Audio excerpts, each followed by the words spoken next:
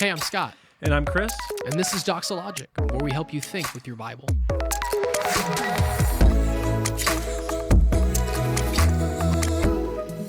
First question reads like this. That's my famous catchphrase, you guys. I think we've talked about that. We should get a shirt that says that. The Yeah. first question reads like this. Yeah, and then only you guys wear them. I'm down. Okay. Why do we observe the Lord's Day on Sunday rather than the seventh day? Is there a scriptural command for this? Resurrection happened on Sunday.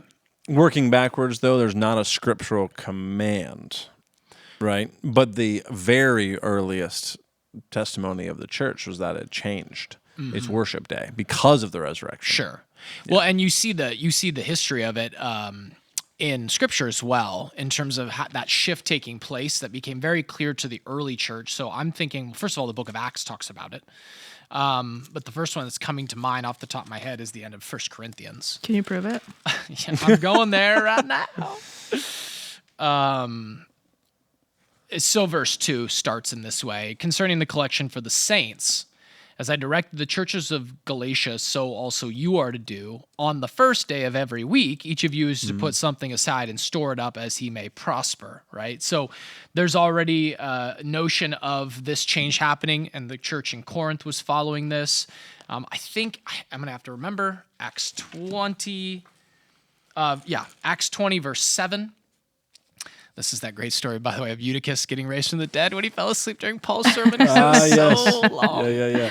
But on the first day of the week, when we were gathered together to break bread, so even from the book of Acts, you see the pattern shifting, right? From post-resurrection to now the gathering of the church is on Sunday, on the Lord's Day, in honor of the resurrection, in honor of what has now taken place and been transformed through the person and work of Christ. And so there's no not that I can think of overt a command that says you must, meet on the Lord's Day. But I think the implication is going all the way back to creation and the Sabbath observance, and then leading all the way forward. Obviously, there's a Sabbath rest, the Hebrews 4 kind of Sabbath rest, but that there's a kind of pattern that now, because of the resurrection, is to still take place on Sunday. So I think by implication, the Lord's Day is the Lord's day. It's his day. He owns the day. It's the day that we express kind of an actual, vertical resting in him. And so I certainly think it has the strength of a command by implication that we would gather on the Lord's Day, which is why we are committed to gathering on the Lord's Day. I like that. Yeah.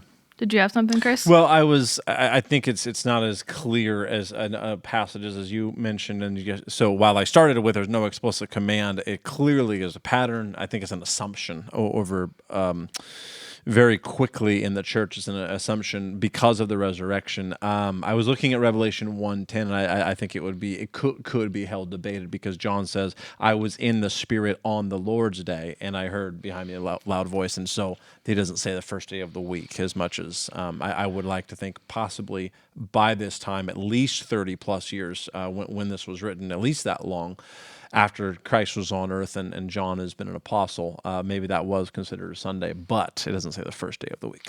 So. A lot of overlap, though, in that terminology, which would lead you to believe when they use first day of the week, when they use when we gather together, you start to put all that together and you see that there was a pattern to when they met as a body. Yeah, that's cool. I like it. Thanks, guys. You've been listening to Doxologic, a podcast by Doxa Church in Rockland, California.